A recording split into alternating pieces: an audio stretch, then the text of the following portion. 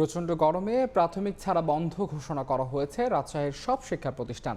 রোববার রাতে শিক্ষা মন্ত্রণালয় অঞ্চল বেঁধে এই নির্দেশনা জারি করে। রাজশাহী থেকে বিস্তারিত জানাচ্ছেন রিপোর্টার মওদুদ রানা।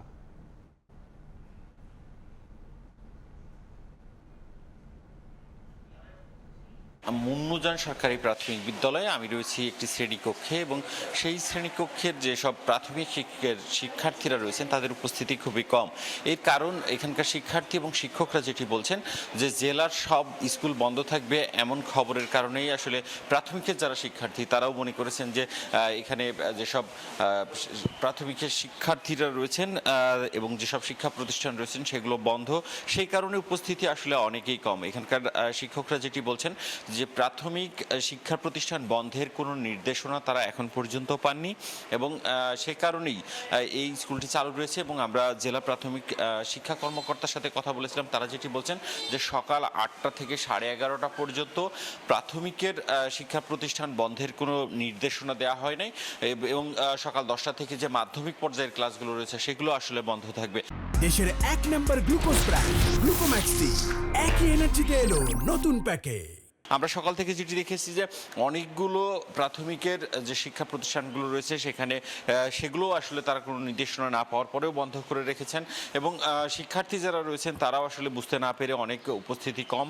এবং এই যে ভুল বুঝাবুঝি যেটি হয়েছে, শিক্ষা কর্মকর্তারা বলছেন যে গতকাল রাতে যেহেতু তারা নির্দেশনা পেয়েছেন সেই কারণে ভুল বুঝাবুঝি হয়েছে এবং যার ফলে এই উপস্থিতিটি কম। এবং একই চিত্র কিন্তু রাজশাহীর অন্যান্য প্রাথমিক পর্যায়ে যেসব শিক্ষা প্রতিষ্ঠানগুলো সেগুলোর। এবং সকাল 10টা থেকে মাধ্যমিক পর্যায়ে যেসব শিক্ষা প্রতিষ্ঠানগুলো রয়েছে সেগুলো বন্ধ থাকার কথা। আমরা যেটি দেখেছি যে মাধ্যমিক পর্যায়ের শিক্ষা প্রতিষ্ঠানগুলো বন্ধ রয়েছে, তবে প্রাথমিকের এই শিক্ষা প্রতিষ্ঠান খোলা নাকি বন্ধ সেটি নিয়ে এক ধরনের ধোঁয়াশ ছিল।